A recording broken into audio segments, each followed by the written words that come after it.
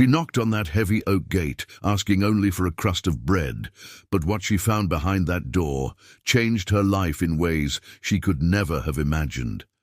Can you imagine being so desperate, so destroyed by hunger and loneliness, that gathering the courage to beg a stranger for food feels like the last thing standing between you and the end? But this story happened in the Texas backcountry in March 1889, when a starving widow and a solitary rancher discovered that sometimes salvation comes from where we least expect it. Before we continue, leave a comment down below telling me where you are watching from. Write your city and state or country. This really helps the channel grow and reach more people who love these stories of resilience and emotion. And if you haven't subscribed yet, subscribe now and hit the bell icon so you don't miss any new videos. Now, let's get to the story. Helen Carter never imagined that one day she would be walking the dusty roads of the frontier with no destination, no money, and no food. She was 28 years old, but the last few weeks had aged her in a way the mirror could no longer hide. The grey dress she wore, once well-fitted, now hung loosely on her gaunt shoulders. Her brown hair, which Julian used to compliment so much when it was clean and styled, was pulled back in a messy bun, with strands stuck to her forehead by the road's dust. 4 months ago, Helen was the wife of a respected merchant in Fairview, a small town 3 days' walk from there. Julian Carter owned a general store, nothing too grand, but enough to live with dignity. They didn't have children yet, having been married only 2 years, but they planned on a family. Helen helped Julian in the store, took care of the small but tidy house behind the business, and thought life would continue at that calm, predictable pace for the next 50 years. The fever arrived on a Sunday in November. Julian woke up complaining of a headache, and Helen brewed some lemon balm tea, thinking it was just fatigue. By Monday, he couldn't get out of bed. By Tuesday, the fever was so high his skin burned to the touch. Helen called the doctor, who came, examined him and shook his head with that expression doctors make when they know there isn't much to be done. Typhoid fever, he said. He would need constant care and a lot of luck. Helen nursed her husband day and night for 10 days. She changed the wet compresses on his forehead, forced spoonfuls of broth when he would accept them, and prayed kneeling beside the bed. But on the Thursday morning of the second week, before the sun had even fully risen, Julian opened his eyes, looked at her with a sudden clarity that seemed cruel in its brevity, squeezed her hand, and stopped breathing. The burial was quick, as were all burials for fever victims. Reverend Jeremiah said the prayers, the neighbors attended with that polite pity in their eyes, and Helen stood watching the grave being covered with dirt, feeling that a part of her was being buried along with him, a widow at 28. The word sounded wrong, too old, too heavy for someone who should still be building a life. The true nightmare began 3 weeks after the funeral. The creditors appeared. Helen didn't even know Julian had debts. He had always been private about money, saying he didn't want to worry her with such things, and she trusted him. But apparently the business wasn't doing as well as she imagined. Julian had taken loans from 3 different men to maintain inventory, and the interest had grown like weeds. The first creditor was polite but firm. Mr. Carter owed $500, he explained, removing his hat, but not the demanding tone from his voice. With interest, it was now nearly $800. Helen said she didn't have that kind of money. The man looked around the store, at the shelves of goods, the sacks of flour and coffee, and replied that he would have to seize the assets as payment. In 2 weeks, Helen lost everything. The store was emptied by the creditors. The merchandise, the shelves, the wooden counters Julian had custom-made, everything was taken. The little house in the back wasn't theirs. It was rented, and the landlord appeared asking for 3 months of back rent. Helen didn't have it. He gave her a week to leave. Helen tried to ask for help. She knocked on Julian's sister's door, but the woman said she barely had enough for her own children and closed it. She went to the homes of two neighbors she thought were friends, but both looked away and mumbled excuses about hard times. The truth, Helen understood in those bitter days, is that a poor widow is a burden. A young poor widow is even more of a burden. People feel pity, but not enough to share the little they have. On the last day before she had to leave the house, Helen gathered what remained. A small bundle with 2 changes of clothes, a shawl that had belonged to her mother, and her wedding rings. She thought about selling the rings, but something inside her wouldn't allow it. It was all that remained of Julian, of 2 years of marriage, of plans that would never be realized. She tucked them deep into the bundle and left Fairview without looking back. For the first 2 days, Helen walked aimlessly, just following the road heading south. She slept under a tree the first night, listening to the sounds of the wilderness that used to scare her but now seemed like company. She ate the 3 corn biscuits she had brought, making them last as long as possible. On the second night, she asked for shelter at a drover's camp, and an old man with kind eyes let her sleep near the fire and gave her a piece of beef jerky. By the 3rd day, the hunger began to truly hurt. It wasn't just an empty stomach, it was a weakness that left her legs shaky and her head light. Helen tried to ask for food at a small homestead, but the woman who answered looked at her with suspicion and said she had nothing to give. At another house, a man offered food in exchange for favors he made very clear with the dirty look he swept over her body. Helen left almost running, feeling the humiliation burn more than the hunger. It was late in the afternoon on the 3rd day of walking when the sun began to descend, painting the sky in orange and pink that Helen saw Providence Ranch. It sat atop a gentle rise, and she could see the pastures stretching as far as the eye could see, cattle resting under sparse oak trees, and the main house, 2 stories with white clapboard walls and a dark shingled roof. It wasn't a mansion, but it was large, solid, well-kept. Smoke rose from one of the chimneys, and Helen caught the scent of food being prepared on the wind. She stood on the road looking at that ranch for long minutes. The dignity that still remained in her screamed not to do it, not to lower herself to beg for alms, but hunger screamed louder, and something about that ranch, perhaps the smoke rising peacefully from the chimney, perhaps the golden light of dusk on the white walls, made Helen feel that maybe, just maybe, she might find a shred of kindness there. She adjusted the shawl on her shoulders, smoothed her hands over her dress, trying to flatten the creases, and began walking up the dirt drive that led to the ranch gate. Every step felt like it weighed a ton. Her legs trembled from weakness and nerves. What was she going to say? How to ask without looking like a vagrant? The words formed and dissolved in her head as she walked. The gate was made of heavy oak, with the ranch's name burned into an arch overhead. Providence Ranch. Helen stopped in front of that gate, took 3 deep breaths trying to gather courage, and knocked. The sound echoed dryly in the quiet afternoon. She waited. Nothing. She knocked again, harder this time, and heard footsteps coming from within. The first thing Helen saw when the gate opened was a tall man. Very tall. He must have been over 6 feet, with broad shoulders of someone who does heavy labor, large calloused hands holding the gatepost. He wore worn canvas trousers, a white cotton shirt with sleeves rolled up to the elbows, and leather suspenders.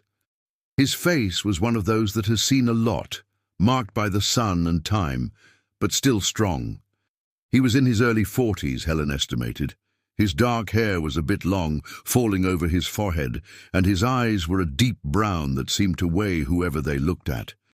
Thomas Vance looked at the thin woman standing on the other side of the gate and took a few seconds to understand what he was seeing. Her dress was dusty, her shoes worn out, her face marked by exhaustion and hunger. But there was something in her posture, in the way she clutched the small bundle against her chest and kept her chin up despite everything, that spoke of dignity. This wasn't a habitual beggar. This was someone who had fallen in life and was fighting not to break completely. Helen opened her mouth, but her voice didn't come out on the first try. She swallowed hard, felt her dry throat scratch, and tried again. "Do you have any bread, sir?" she managed to say, and hated how thin and weak her voice sounded. "Please, I haven't eaten in 2 days, just a piece." Thomas continued looking at her without saying anything, and Helen felt despair tighten her chest. He was going to send her away. He was going to close the gate in her face, like the others had done. She was already bracing herself for the humiliation when Thomas finally spoke. "You can come in," he said, and opened the gate wider. Helen stood frozen, not believing what she had heard. Thomas motioned with his head toward the house. "Come on in," he repeated, his voice deep but not harsh. "There's food ready." Helen's legs moved before her mind fully processed it. She passed through the gate, and Thomas closed it behind her with a heavy thud of wood against wood. They began walking up the stone path leading to the main house, and Helen felt her heart beating so hard it seemed like it would jump out of her mouth. "You are very kind, sir," she managed to say as they walked. Thomas didn't answer, just kept walking with long strides that Helen found difficult to match. He noticed she was falling behind and slowed his pace without saying a word. When they got close to the house, Helen saw it was even more beautiful up close than it looked from afar. It had a wide porch with wooden columns, large windows with clean glass reflecting the evening light, hanging baskets of ferns. Everything well cared for, but with an air of loneliness, as if the house were too big for whoever lived in it. Thomas walked up the 3 porch steps and opened the front door. "Go on in," he said, and Helen obeyed, stepping slowly as if afraid to dirty the clean floor. The interior of the house smelled of polished wood and food. Helen felt her stomach growl so loudly she was sure Thomas heard it, but he showed no sign. The entryway was spacious, with dark wooden furniture, a sideboard with a vase of dried flowers, paintings on the walls. Everything clean, everything tidy, but everything curiously lifeless. It looked like a house where no one really lived, just existed. Thomas headed down a hallway and signaled for Helen to follow. They passed a dining room with a huge table that could easily seat 12 people, but had only a single placemat at one end. They arrived in the kitchen, and there, finally, were signs of life. An old woman with completely white hair tied in a bun was stirring a pot on the wood stove. She turned when she heard the footsteps and looked from Thomas to Helen with an expression Helen couldn't decipher. "Hattie," Thomas said, "could you fix a plate for the lady?" Hattie looked Helen up and down, noticed the dirty dress, the thinness, the way she clutched the bundle, and her eyes softened. "Of course, Mr. Thomas," she replied, already reaching for a plate. "Sit over there, child," she said to Helen, pointing to a chair at the rustic kitchen table. Helen sat down slowly, as if the chair might break beneath her. She placed her bundle on the floor beside her feet and sat with her hands clasped in her lap, not knowing what to do or say. Thomas stood near the door watching as Hattie filled a plate. There was roast beef, beans, potatoes and corn, simple but hearty food. The cook placed the plate in front of Helen, and the young woman looked at that food as if it were a treasure. "Eat up, child," Hattie said with a gentle voice. "It'll get cold." Helen picked up the fork with a trembling hand and began to eat. She tried to go slowly, to maintain her composure, but the hunger was so great it was difficult. Each bite seemed like the best thing she had ever tasted in her life. The potatoes were soft, the beans seasoned just right, the meat tender, melting in her mouth. Thomas remained standing there, watching the woman eat with a contained urgency that said everything about how long she had been without food. He felt something tighten in his chest, a mixture of pity and anger. Pity for her, anger at the world that let a woman reach such a state. Hattie watched too, and she was the one who broke the silence. "Where do you come from, dear?" Helen swallowed what she was chewing before answering. From Fairview, ma'am. 3 days' walk north. Alone? The cook's voice carried disbelief and concern. Alone, confirmed Helen, lowering her eyes to the plate. Thomas and Hattie exchanged a look. 3 days walking alone on these roads was dangerous. There were wild animals in the woods, and men worse than animals on the roads. This girl had been lucky to arrive in one piece. "And what brought you here?" Thomas asked. And it wasn't exactly a question, more a statement that there was a story there. Helen stopped eating. She placed the fork carefully on the plate and looked at her own hands. How to tell all that to strangers? How to summarize in words the tragedy that the last few weeks had been? "My husband died," she said quietly. "Fever, 4 months ago. He had debts I didn't know about. The creditors took everything, the store, the goods, even the furniture. I didn't have any family who could help me. I had nothing left, so I left Fairview because there was no reason to stay." The kitchen fell silent. Hattie let out a long sigh and shook her head. Thomas said nothing, but something in his face changed, became harder, more closed off. "Do you have anywhere to go?" asked Hattie. Helen shook her head. "No, ma'am. I was thinking of getting to Austin, trying to find work as a seamstress or a cook, but it's still far." "Austin is more than a week's walk from here," Thomas said, "and you won't make it there alive in the state you're in." The words were harsh, but the truth in them was undeniable. Helen knew it. She was at the limit of her strength. A few more days without proper food, and she would faint on some road and die right there. Thomas stayed quiet for a long moment, and Helen could almost see the thoughts passing through his head. Hattie was quiet too, but she looked at her employer with an expression that seemed a mix of hope and worry. "Do you know how to cook?"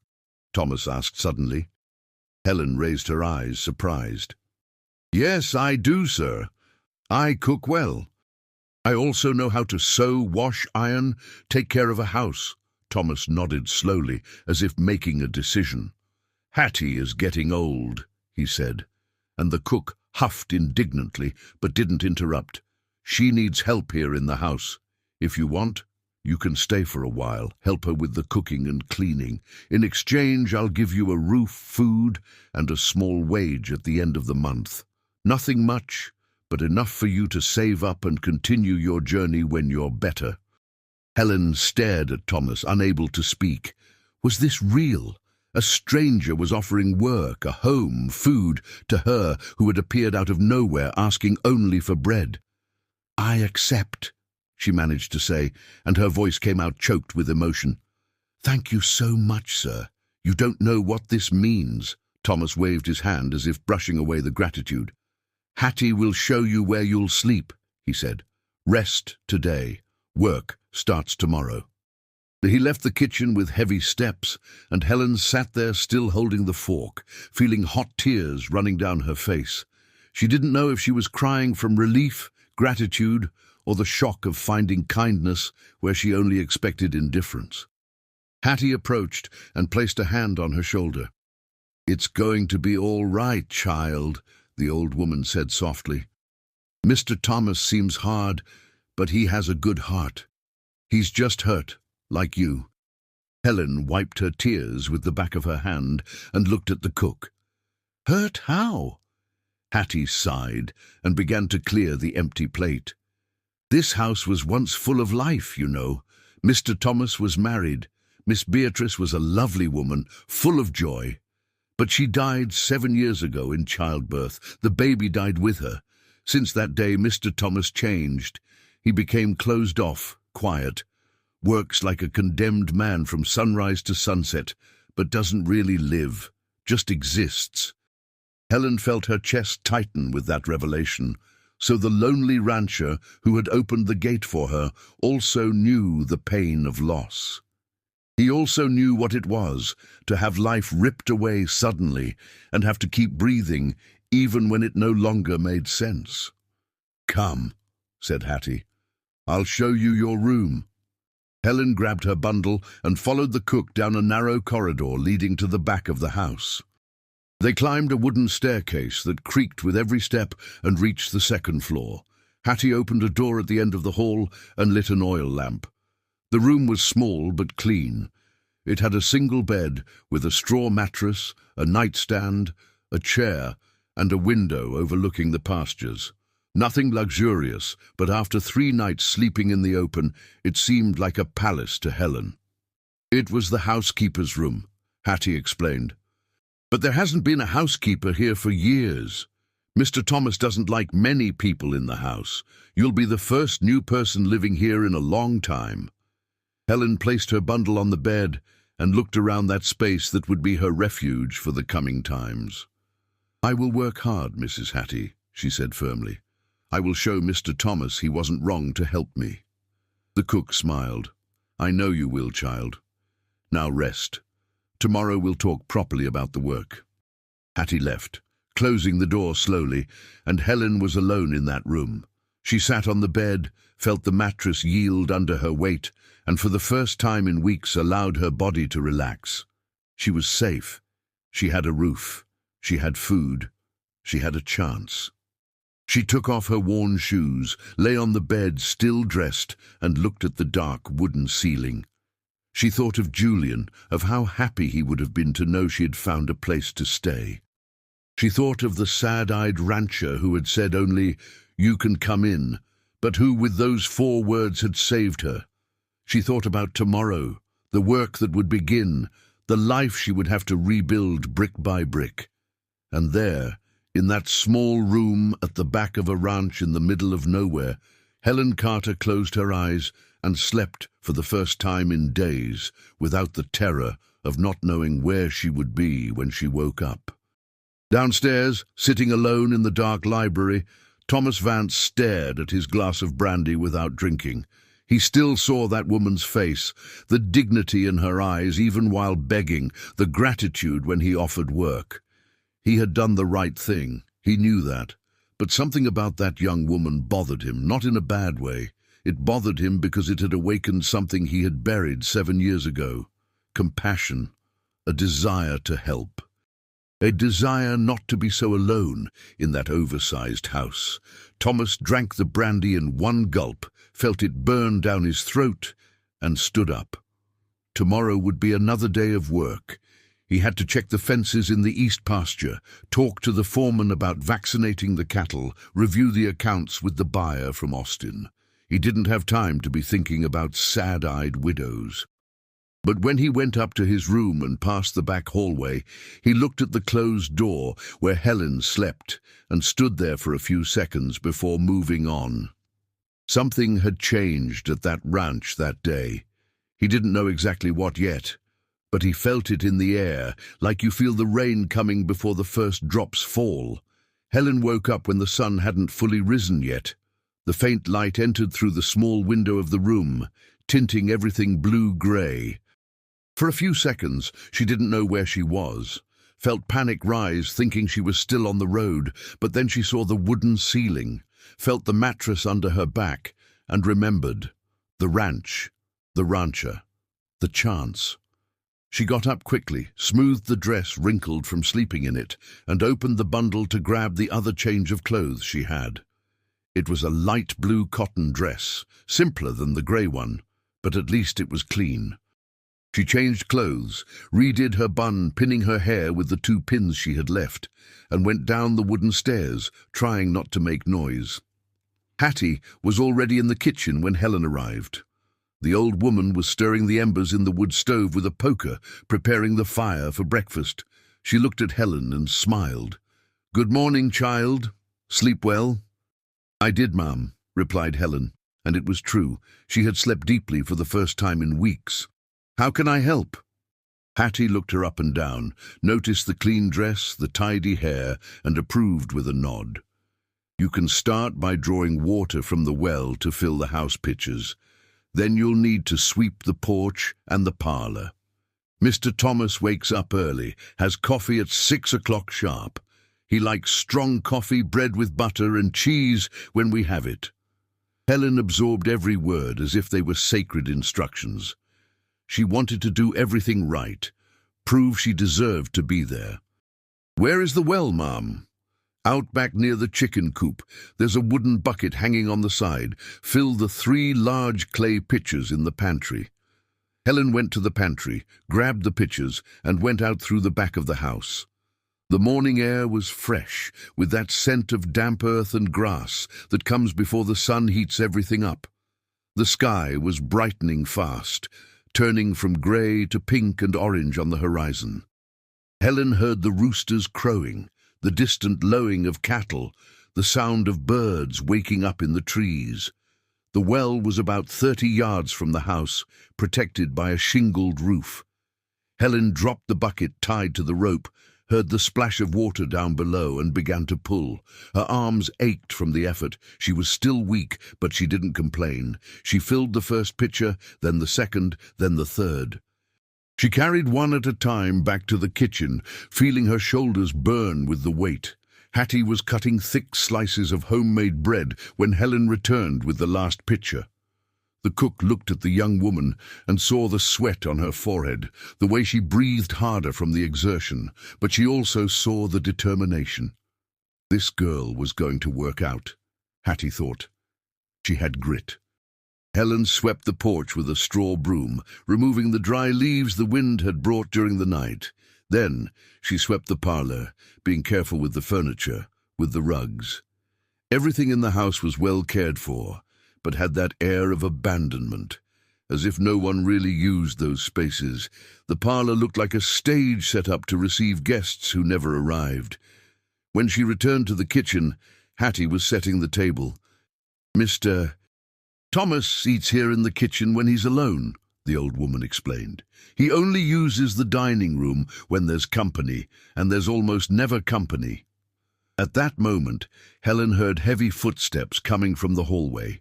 Thomas appeared in the kitchen doorway, and Helen felt her heart give a strange skip. He was wearing work clothes, canvas trousers, a white cotton shirt, worn leather boots. His hair was wet, combed back, and he smelled of soap. He had just washed up. "Morning," he said, looking first at Hattie and then at Helen. "Good morning, Mr. Thomas," replied Helen, lowering her eyes. Thomas sat at the head of the table, and Hattie poured steaming coffee into a metal mug. Helen stood there, not knowing what to do, if she should sit, leave, or help serve. "Sit, Helen," said Hattie, noticing the young woman's hesitation. "You need to eat too. Can't work on an empty stomach." Helen sat at the other end of the table, as far as possible from Thomas. Hattie brought bread, butter, white cheese, and poured coffee for Helen too.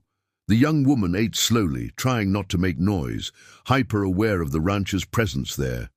Thomas ate in silence, chewing slowly, looking at his plate. But after a few minutes he looked at Helen and asked, "Did you sleep well?" His voice was deep, a little rough from not having spoken much that morning.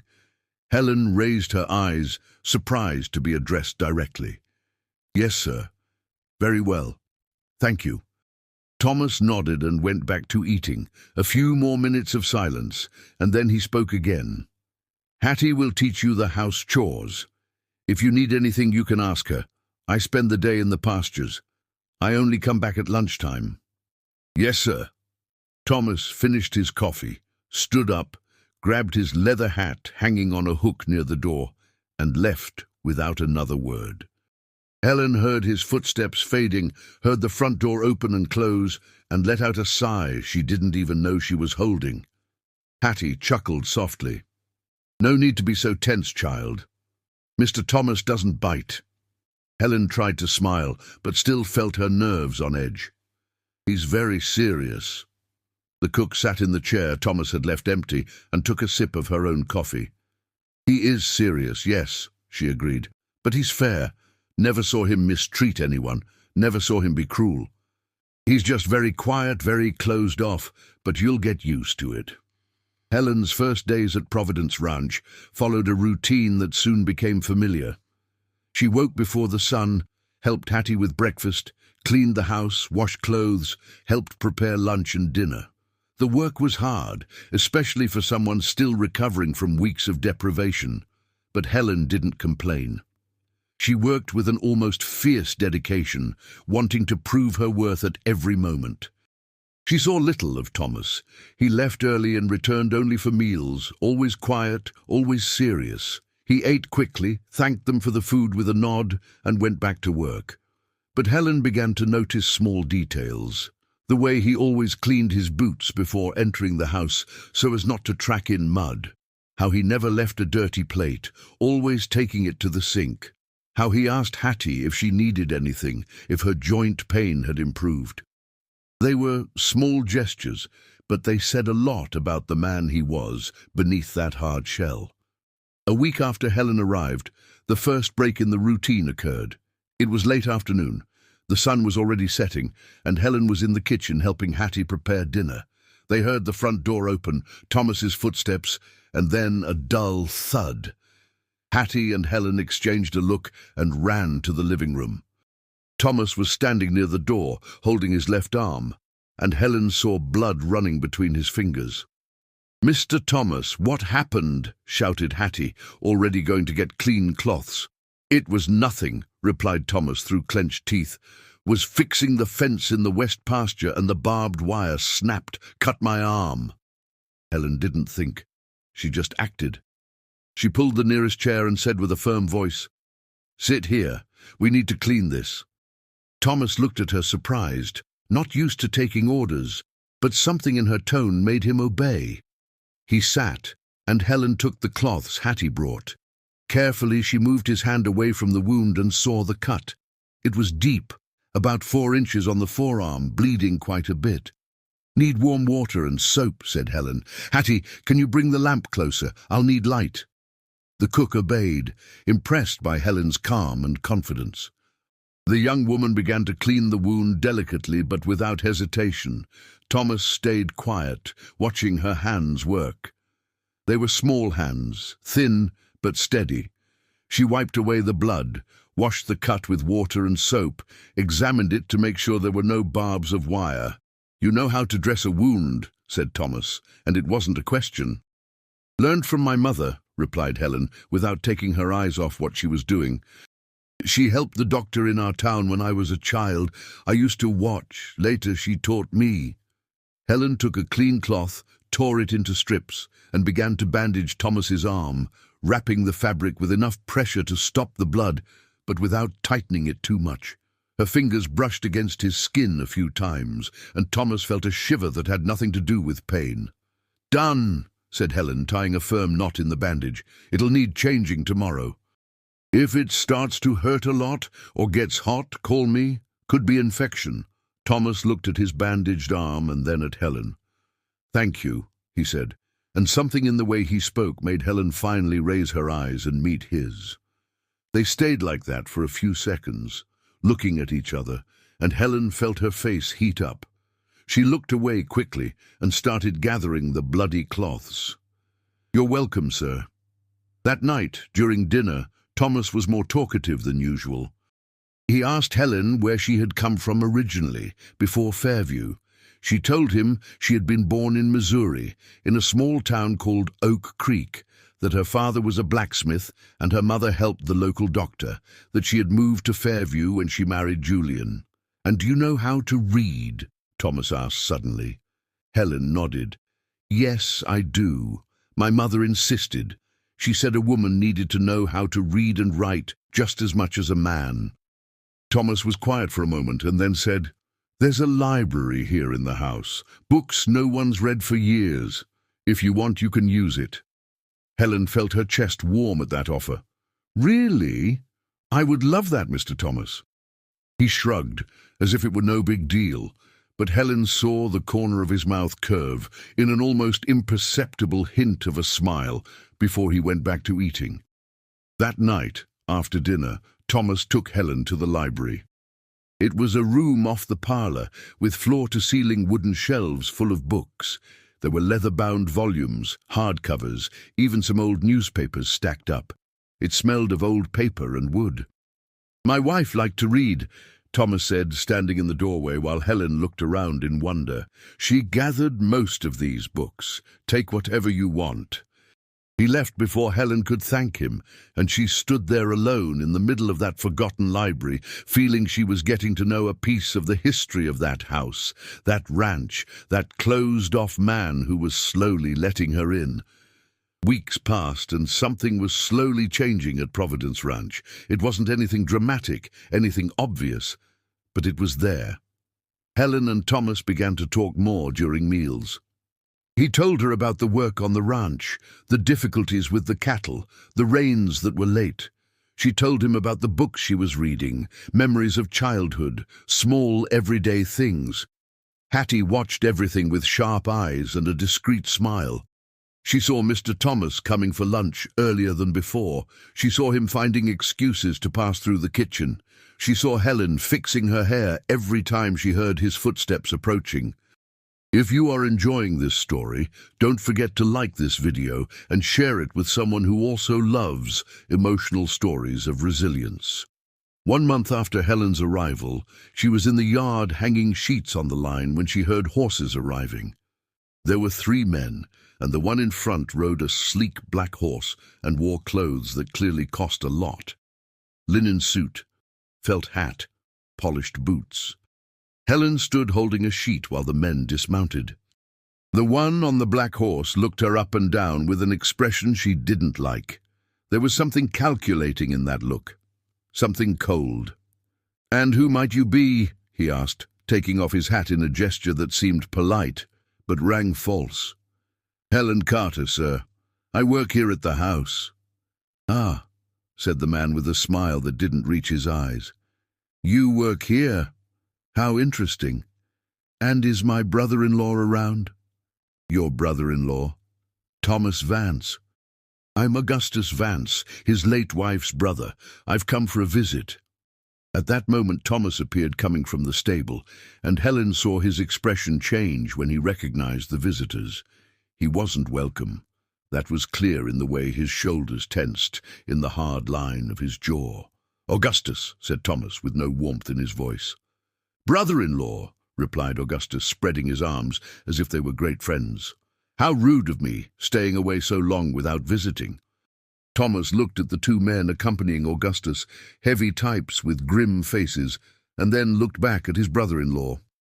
"What do you want, Augustus?" Augustus laughed, but it was a humorless laugh. "Can't I come visit the ranch that belonged to my sister? See how my brother-in-law is living?"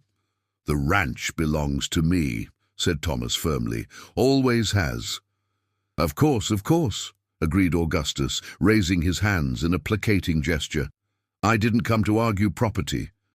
I came because I heard some rumors in town and got worried about you." "What rumors?" Augustus looked from Thomas to Helen, who was still standing near the clothesline, and his smile widened. "Rumors that you have a woman living here in the house. A young widow. That doesn't look good, brother-in-law. People talk." Helen felt her face burn. Thomas took a step toward Augustus, and his voice when it came out was dangerous. "She is an employee of the house. She works here. And what people say or don't say is not my problem nor yours." Augustus shook his head with that expression of fake concern. Thomas, you were always stubborn. But think about it. You're a widower, she's a widow, living under the same roof. One doesn't need to be a genius for people to draw conclusions. It stains my sister's memory, stains her reputation." "Don't use Beatrice to justify your meddling," said Thomas, and Helen heard the pain beneath the anger. "My wife has nothing to do with this." Augustus shrugged.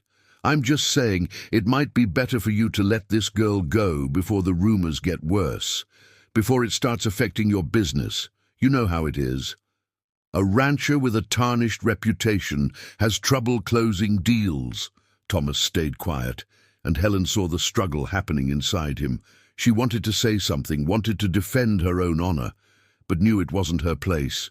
She was just a maid. She had no right to interfere in her employer's arguments. "I'll think about what you said," replied Thomas finally. and Helen felt her stomach sink. "Excellent," said Augustus, returning to his smile. "That was all I wanted for you to think. After all, we're family. I only want the best for you." Augustus signaled to the two men, mounted his black horse, and before leaving, looked at Helen one more time. "It was a pleasure meeting you, Helen Carter," he said with that fake smile. "I'm sure we'll see each other again." They rode off, kicking up dust, and Helen stood there with the sheet still in her hands. Thomas continued looking at the road even after the riders disappeared from view. His jaw was clenched, hands closed into fists. "Mr. Thomas," began Helen with a low voice, "if my presence here is causing trouble, I can—" "No!" cut in Thomas, turning to her. "You aren't going anywhere. Augustus is just trying to cause trouble. It's what he does." "But he said it's staining the lady's reputation." "Beatrice has been dead for 7 years, said Thomas, and his voice came out hard. But Helen heard the pain there. "She doesn't care about reputation. And Augustus isn't worried about his sister. He's worried about his own greed." Helen didn't understand what that meant, but saw that Thomas didn't want to keep talking about the subject. He turned around and went to the stable, leaving her alone in the yard with a heavy heart. That night dinner was tense and silent. Thomas barely touched his food, and when he finished, he went up to his room without saying goodnight. Helen helped Hattie wash the dishes, unable to get what had happened out of her head. "That Augustus has always been trouble," said Hattie, as if reading Helen's thoughts. "Ever since Miss Beatrice was alive, he was always wanting his brother-in-law to lend him money, to go partners in crazy business schemes. After she died, he tried to convince Mr. Thomas to sell the ranch, said it was too big for one man alone to handle." "And why didn't Mr. Thomas sell?" Hattie looked at Helen as if the answer were obvious. "Because this land is all he has. It's the legacy he'll leave, and because selling would be admitting that his life ended when his wife died. As long as he takes care of this ranch, he still has a purpose." Helen understood then that Thomas clung to that land the same way she had clung to her wedding rings. They were anchors, proof that the lives they had before the tragedies had been real. The following days were strange. Thomas went back to being distant, barely spoke during meals, avoided being alone with Helen. She felt the change, and it hurt in a way it shouldn't hurt. He was the boss, she was the maid. There was nothing beyond that. But there was. She knew there was, even if neither of them had the courage to admit it. It was Hattie who finally confronted the situation. One afternoon, when Thomas passed through the kitchen to get water, the old woman blocked his exit and said bluntly, "Are you going to let Augustus ruin the only good thing that happened in this house in 7 years?" Thomas looked at the cook, surprised. "What are you talking about?" "What am I talking about?" The old woman huffed. "I'm talking about you closing yourself off again, pulling away from that girl who did nothing wrong. I'm talking about you letting your brother-in-law's poisonous tongue poison you too." "Hattie, this isn't what?" Her voice rose. "Isn't my business. I've worked in this house for 20 years, Mr. Thomas. I watched you grow, watched you marry, watched you suffer. And now I'm seeing you finally smile again when you talk to Helen, seeing this house starting to feel like a home again, and you're going to throw it all away because of gossip?" Thomas stayed quiet, and Helen, who was in the pantry organizing supplies, heard everything, not knowing if she should appear or stay hidden. "It's not just gossip," said Thomas quietly. "People really talk. I heard it in town yesterday, and this could hurt Helen too. She's already lost so much, she doesn't deserve to have her name dragged through the mud because of me." Hattie took a step closer and lowered her voice too. "And you think sending her away will help? People will talk anyway. They'll say you used her and kicked her out. They'll invent worse stories. You know how it is. The truth is, no matter what you do, there will always be folks ready to judge. The question is, are you going to live your life the way others want, or the way you need to?" Thomas didn't answer, but Helen saw through the crack in the door him run a hand over his face, a gesture of fatigue and frustration. Hattie took advantage of the silence and continued, "That girl does you good, and you do her good too. I see it. You two walk on tiptoes around each other, afraid to admit you feel something. But feeling something isn't betrayal, Mr. Thomas. Beatrice wouldn't want you to spend the rest of your life alone. She was too good to wish that."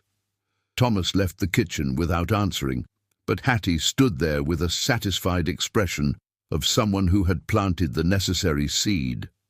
Helen came out of the pantry after she was sure she was alone. "Hattie," she whispered, "why did you say that?" The old woman looked at her and smiled. "Because someone needed to say it. You two are too stubborn for your own good." "But Helen shook her head. "He's my boss, and I'm still mourning Julian. It wouldn't be right." Hattie approached and held Helen's hands. "Child, do you think feelings ask for permission? Do you think the heart obeys a calendar? Your husband died and you suffered, and you'll carry that loss forever. But that doesn't mean you died with him. You're still alive, and you have the right to live." Helen felt her eyes fill with tears. "I don't know if I can. It feels like I'm betraying his memory." "Living isn't betrayal," said Hattie firmly. "Betrayal would be giving up, accepting that your life ended at 28. Julian wouldn't want that for you, just like Beatrice wouldn't want that for Thomas." That night, Helen couldn't sleep. She lay staring at the bedroom ceiling, thinking about everything Hattie had said. She thought of Julian, how good he had been to her, how gentle. And then she allowed herself, for the first time since his death, to think about what she felt for Thomas. Admiration, respect, gratitude. But there was also something else, something growing slowly like a stubborn plant, growing in dry earth. It was the way her heart sped up when she heard his footsteps, how she looked for excuses to be near, how she missed the conversations when he went quiet, how she noticed the small acts of kindness he tried to hide. It was attraction. It was interest. It was the beginning of something that frightened and at the same time gave hope. 2 floors down, Thomas was also awake. Sitting in the dark library, he held a portrait of Beatrice in his hands. She was beautiful in the portrait, smiling, full of life. She had died at 25, too young, taking with her all the plans and dreams they had made together. 7 years, whispered Thomas to the portrait. 7 years, Beatrice. I tried to keep everything as you left it, tried to honor your memory, but I'm tired of living like a ghost. He put the portrait back on the shelf, next to the books Beatrice loved so much, and for the first time in 7 years allowed himself to think about the future without feeling he was committing sacrilege. The next morning, Helen was in the yard picking vegetables from the garden when she heard footsteps behind her. She turned and saw Thomas standing there, hat in hand, expression serious but not closed. "I need to talk to you," he said. Helen's heart raced. "Of course, Mr. Thomas." He looked around as if checking they were alone. "About what Augusto said. About the rumors. I don't want you to think I'm worried about gossip because of my reputation." Helen stayed quiet, waiting. "I'm worried," continued Thomas, "because I don't want your name to be tarnished. You've suffered enough already. You don't deserve to be judged by people who know nothing about your life. I understand, sir, but I'm also not going to send you away," he said firmly, "because it would be unfair, and because—" he hesitated, choosing his words carefully, "because you make a difference here, in this house, to me." The last words came out softer, almost a whisper, and Helen felt her breath catch. "To me," he had said, "to me." "You make a difference to me too, sir," she said, gathering courage. "It's not just for giving me work and shelter. It's for the kindness, for the conversation, for making me feel like I'm still a person, not just a helpless widow." They stood there 3 feet apart, looking at each other. and there was so much unsaid between them that the air seemed heavy. Tomás took a step closer, and Helen held her breath. He raised his hand slowly, and for the longest seconds of her life, she thought he was going to touch her face. But then they heard Hattie's voice calling from the kitchen, and the moment broke. Tomás lowered his hand, stepped back, put his hat back on his head. "Better go," he said. But there was something new in the way he looked at her before turning away. Something like a promise. And Helen stood there in the middle of the garden, with her heart beating out of rhythm, and the certainty that something fundamental had changed between them in that sunny yard of Providence Ranch. The following weeks brought a subtle but noticeable change in the dynamic of Providence Ranch.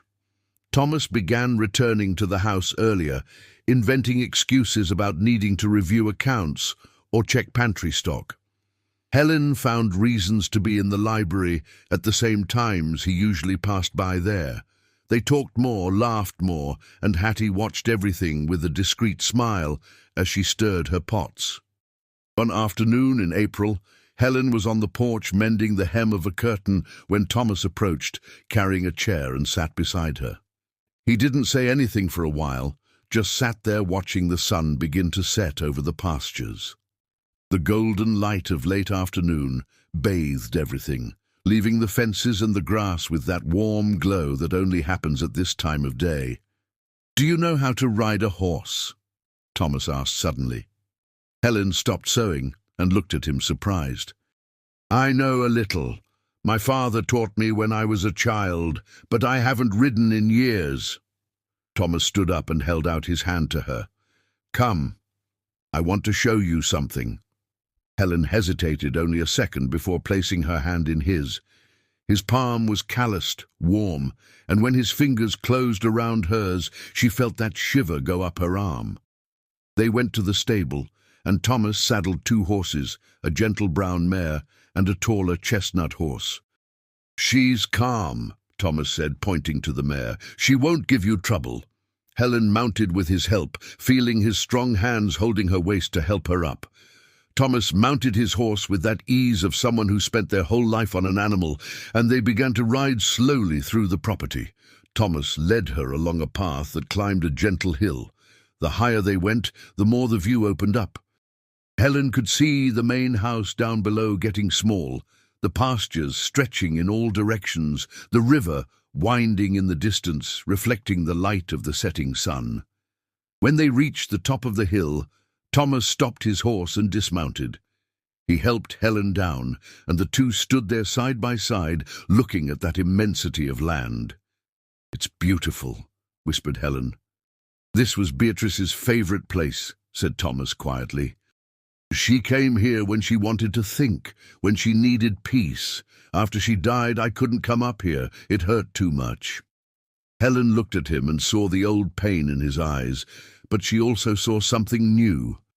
Acceptance, perhaps, or the ability to remember without destroying himself. "And today you can."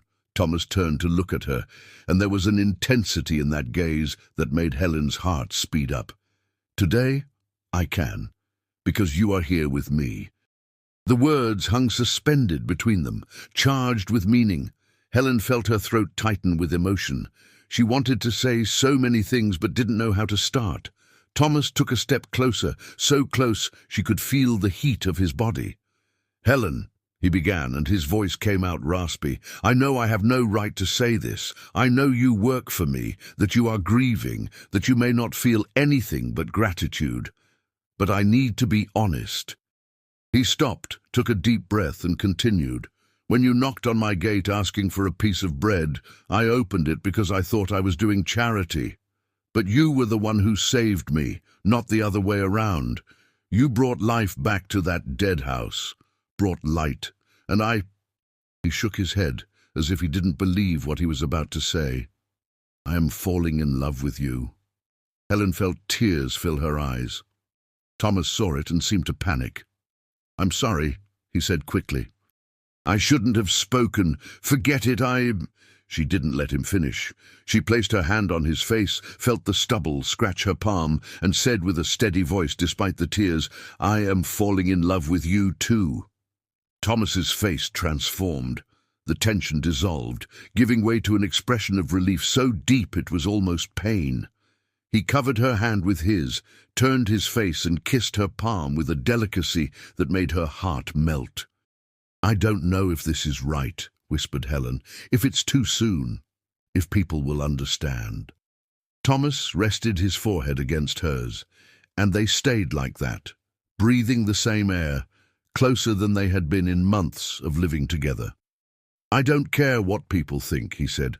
"I spent 7 years living to please ghosts and opinions. I'm tired. I want to live for real." "Then live," whispered Helen. "Live with me." And there, atop that hill bathed in the golden light of dusk, Thomas Vance kissed Helen Carter for the first time. It was a slow, careful kiss, full of promises and fear of breaking something precious. His hands held her face as if she were made of porcelain, and she clung to his shoulders, feeling that finally, after so much suffering, she had found a safe harbor. When they separated, both were breathing fast, eyes shining. Thomas brushed his thumb over her cheek, wiping away a tear that had escaped. "We'll go slow," he said. "No rush. We'll do this the right way." Helen nodded, smiling through tears. The right way. But fate, or perhaps human malice, had other plans. 3 days after that kiss on the hilltop, Augustus Vance returned. But this time he didn't come alone with 2 henchmen. He came accompanied by the town notary, a thin man with glasses named Mr. Bell, and 4 more armed men. Thomas was in the stable when they arrived. Helen, who was in the kitchen, heard the noise of horses and loud voices and ran to the window. She saw Augustus dismount with that fake smile, saw the armed men positioning themselves around the house, and felt fear tighten her chest. "Hattie, go get Mr. Thomas quick," said Helen. The old woman went out the back door while Helen went to the front of the house. Augustus was already on the porch when she opened the door.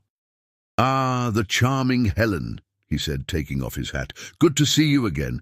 Is my brother-in-law in?" "He's working. What do you want, sir?" Augustus shrugged and entered the house uninvited. The notary followed him, looking uncomfortable. "Came to settle some family matters. Private matters, but I think you'll want to hear too, since apparently you're part of this family now." His tone was poisonous, and Helen felt anger start to boil. Before she could answer, Thomas entered through the door like a storm. "Get out of my house, Augustus." Augustus raised his hands in a gesture of false peace. "Easy, brother-in-law. Came here on an official mission. Brought Notary Bell here to witness." "Witness what?" Augustus pulled an envelope from the inside pocket of his coat and placed it on the table. "I brought the original documents of my sister's will, and I discovered something very interesting." Thomas took the envelope and pulled out the papers. His eyes scanned the lines, and Helen saw his face pale. "This is a lie," said Thomas with a low, dangerous voice. Augustus shook his head. "It's all registered at the courthouse. Beatrice left half the ranch to me. You kept the other half. But here's the interesting part. She put in a clause saying that if you remarried, my share would increase to 3/4. She didn't want any other woman benefiting from what she helped build." Helen felt as if she had been punched in the stomach. Thomas was looking at the papers as if he couldn't believe what he saw. Notary Bell cleared his throat uncomfortably. "It's true, Mr. Vance. I verified the records. The document is authenticated." "Beatrice would never do this," said Thomas, but his voice was less firm now, less certain. "She did," insisted Augustus, "because she loved me. Because she knew I would take care of her legacy. And now, with these rumors about you and the little widow here, I thought it best to come clarify things. If you marry her or anyone else, you lose 3/4 of the ranch. To me." Augustus approached Thomas and lowered his voice, but loud enough for Helen to hear. "So, you have a choice, brother-in-law. Send this woman away and keep your land, or keep her and lose everything Beatrice left. What will it be?" The silence that followed was deafening. Helen looked at Tomás, hoping he would say it was a lie, that he would fight, that he wouldn't let Augustus win. But Tomás kept looking at the papers with the expression of a defeated man. Bell put the copies of the documents back in his briefcase.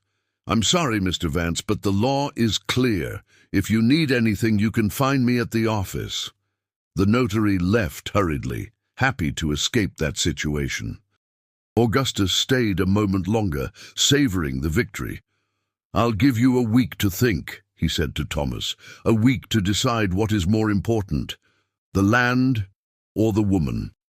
He left laughing, and the armed men followed him. The sound of horses moving away echoed in the quiet afternoon, and then only the heavy silence remained inside the house. Helen looked at Tomás, expecting him to say something, anything. But he remained still, holding those papers with an expression she couldn't decipher. "Tomás," she said softly, "does this change anything?" He finally looked at her, and Helen saw the agony in his eyes. "It changes everything, Helen. This ranch it's all I have. It's the legacy I'm going to leave. If I lose 3/4 of it, nothing is left. So you're going to send me away." It wasn't a question. It was a statement, and the pain in Helen's voice was palpable. Tomás took a step toward her. "I don't want to. You know I don't want to. But you will, because the land is more important." "It's not that," Tomás began, but Helen interrupted him. "It is exactly that, and I understand. I really understand. This ranch is your home, your life. I'm just a woman who showed up asking for bread." The tears were falling now, but Helen didn't care. She had been foolish to believe she could have something good. She had been foolish to fall in love. "I'm going to gather my things," she said, turning toward the stairs. "Helen, wait!" But she was already going up and didn't look back. In her room, Helen took the old bundle and started packing the few clothes she had. Her hands shook. Tears blurred her vision, but she continued. She had survived Julian's death. She had survived hunger. She would survive this too, somehow. Hattie appeared in the doorway with red eyes. "Child, you can't leave like this." "I have no choice," replied Helen. "I won't destroy his life. I won't be the reason he loses everything. And what will you do? Where will you go?" Helen stopped, realizing she had no answer. She didn't know. She hadn't planned. She just knew she needed to leave before she caused more damage. "Stay one more night," begged Hattie, "at least until morning. The roads aren't safe at night." Helen agreed because she didn't have the strength to argue. She spent the night awake, looking out the window, seeing the light in Tomás's office on until late. She imagined him down there, tortured by the choice Augustus had placed in front of him. And she felt anger. Not at him, at Augustus. At that man who used his dead sister's memory as a weapon, who manipulated, who lied, who destroyed out of pure greed. At dawn, with the first light not even appearing on the horizon yet, Helen heard soft knocks on the door. She opened it and found Tomás there with deep circles under his eyes, crumpled clothes, disheveled hair. "I couldn't sleep," he said. "Me neither." They stood there in the dark hallway, and Tomás seemed to be struggling to find the right words. "I stayed up all night reading and rereading those documents," he said finally, "and there's something wrong." "What?" "Beatrice's signature. It looks like hers, but it's not exactly the same. And the date. This supposed will was made 3 days before she died, when she was already bedridden with labor pains. She wouldn't have gone to the courthouse." Helen felt a spark of hope. "So it's fake?"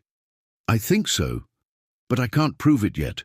I need to go to Austin, to the Central Records Office, verify the original records. That will take days." "I know, and that's why I need you to stay here. I need you to wait for me." Helen shook her head, tears returning. Thomas, even if it's fake, people are already talking. Augustus will keep spreading rumors. Your reputation—" "Damn my reputation," said Thomas, taking her hands. "Helen, I lost 7 years of my life afraid to live. I'm not going to lose you too. Not because of a piece of paper, not because of gossip, not because of anything." He pulled her closer, and Helen felt the strength and certainty in him. "You asked me to live, remember, on the hill. So that's what I'm doing. I'm choosing life. I'm choosing you. But the ranch is dirt, Helen. Stones, grass, fences. You are blood and bone and a beating heart, and I choose you." Helen couldn't hold it back anymore and broke down crying in his arms. Thomas hugged her tight, burying his face in her hair. They stayed like that for long minutes, just holding each other, and Helen felt all the broken pieces inside her start to fit together again. "I love you," she whispered against his chest. She felt his body tense with surprise, and then relax. "I love you too," he replied with a raspy voice. "I love you, and I'm going to prove Augustus is lying. I'm going to take back what's mine. And then, if you want, I'm going to ask you to marry me the right way." Helen pulled away just enough to look into his eyes. "I'll wait, no matter how long it takes." They kissed there in the dark hallway, and it was different from the kiss on the hill. This one had urgency, had promise, had the certainty of two hearts that had decided to fight. Thomas left before the sun came up, taking the documents Augustus had left. Helen stayed at the ranch with Hattie, keeping everything running, and every day that passed without news from him felt like an eternity. Don't miss the next video, because this story is just starting to get good. On the 5th day, Helen was in the yard feeding the chickens when she saw horses approaching. For a moment she felt fear it was Augustus returning, but then she recognized Thomas's chestnut horse in front. He came accompanied by 3 men, one of them wearing formal city clothes. Thomas dismounted and ran to Helen, sweeping her up in his arms and spinning her. "I did it," he said, laughing. "I managed to prove it." The man in formal clothes approached and introduced himself. "Lawyer Jenkins, from Austin. Mr. Vance hired me to investigate his brother-in-law's allegations." "And what did you find?" asked Helen, holding Thomas's hand tight. The lawyer pulled a folder from his bag. "The will presented by Mr. Augustus Vance is a gross forgery. Mrs. Beatrice Vance did indeed make a will, but it leaves the entire property to her husband, without clauses or conditions. The document Mr. Augustus presented was created using old paper and faded ink to look authentic, but the signature was forged. We have handwriting analysis to prove it." Helen felt her legs go weak with relief. Thomas held her firm. "And there's more," continued the lawyer. "During the investigation, we discovered that Mr. Augustus has gambling debts in 3 different cities, totaling over $10,000. He was desperate. The plan was to force Mr. Vance to sell the ranch to pay his supposed inheritance, and then he would use the money to settle the debts." Hattie, who had come out of the house upon hearing the commotion, huffed indignantly. "That man really has no shame. Will he be prosecuted?" asked Helen. "He already is," replied the lawyer. "Document forgery, attempted fraud, should get about 5 years in prison, minimum." Thomas hugged Helen so tight it almost took her breath away. "It's over," he whispered. "It's really over." That night Thomas gathered his courage and did what he had promised. During dinner, with Hattie as a witness, he knelt beside Helen's chair. "Helen Carter," he began, and his voice was steady but emotional. "You came to my door asking for bread, and I gave you shelter. But you were the one who gave me what I really needed: life, hope, love. I don't have much to offer besides a ranch in the middle of nowhere and a man who spent too much time living with ghosts. But if you accept, I'll spend the rest of my life trying to make you happy." He took a simple gold band from his pocket. It was the wedding ring that had been Beatrice's, and Helen understood the meaning of that. He was letting the past go. He was honoring the memory, but choosing the future. "Marry me," said Thomas. Helen was crying, Hattie was crying, and when she managed to speak, her voice came out choked but firm. Yes, 1,000 times yes. He placed the ring on her finger, and they kissed right there in the simple kitchen, while Hattie applauded and laughed and wiped her tears with her apron. The wedding happened a month later in the town church. Half the people went out of curiosity, wanting to see the widower rancher marry again. The other half went because they had heard the whole story. The starving widow, the rancher who saved her, the evil brother-in-law who tried to destroy everything, and the love that won. Helen entered the church, wearing a simple white cotton dress that Hattie had helped sew. She had no father to walk her down the aisle, so she went alone, head held high, smile on her face. Tomás was waiting at the front, wearing a dark suit, and when he saw her entering, his eyes filled with tears. Reverend Jeremiah, who had been skeptical at first but had been convinced of their sincerity, performed the full ceremony. When it came time for the vows, Tomás held Helen's hands and said, "I promise you respect, partnership and love every day God gives me. I promise never to let you go hungry again, neither for bread nor for affection." Helen smiled through tears and replied, "I promise to be your companion in joys and difficulties. I promise to help keep alive this ranch you love. And I promise to remind you every day that living is not a betrayal to those who are gone." When the preacher declared them husband and wife, the whole church applauded. Even the most skeptical had to admit there was something special there, something true. The party was simple but joyful, held at the ranch itself. Hattie had prepared enough food to feed half the town. There was music, dancing, laughter, and for the first time in 7 years, Providence Ranch was truly alive, full of people, joy, and a future. At night, when the last guests had gone and the house finally went quiet, Tomás and Helen went up together to the room that would now be theirs. It had been his and Beatrice's room, but Tomás had changed everything. New furniture, new curtains, even the bed was new. "It's ours now," he said to Helen, "our beginning." They lay together for the first time as husband and wife, and there was so much tenderness, so much care, so much reverence in that moment. Two broken hearts that had found healing in each other, two people who had lost everything and now had found everything again. Months passed, and the ranch prospered. Helen had a knack for business, Tomás discovered. She reorganized the accounts, found better buyers for the cattle, even convinced Tomás to plant a larger garden to sell vegetables in town. The ranch that was just surviving began to turn a real profit. But more than that, the house changed. Helen filled the empty rooms with life. She renovated the library, organized small dinners for neighbors, made friends. Hattie had real help now and spent all day smiling, seeing her two bosses happy. Augustus was sentenced to 6 years in prison for forgery and fraud. At the trial, Tomás and Helen were present. When Augustus was led away by the guards, he looked at them with pure hatred. But Tomás just held Helen's hand tighter and moved on. A year after the wedding, Helen discovered she was pregnant. Tomás almost fainted when she told him.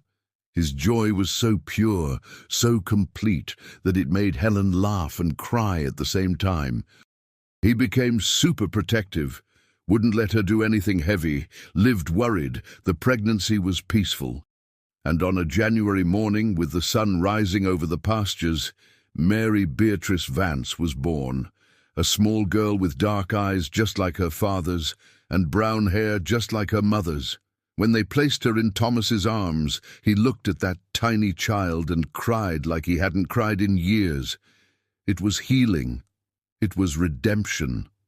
It was proof that life goes on, that love wins, that there is always hope even after the deepest darkness.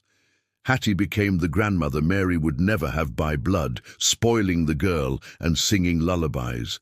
The house was always full of laughter, the noise of a child, life.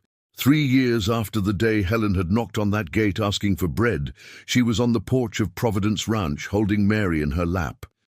The girl was two now, talkative and curious, always wanting to explore everything. Tomás arrived from the pastures and climbed the porch steps. He kissed Helen slowly, messed up Mary's hair, making the girl laugh, and sat in the rocking chair beside them. The sun was setting, tinting the sky orange and pink, and Helen looked at that man who had saved her and whom she had saved back.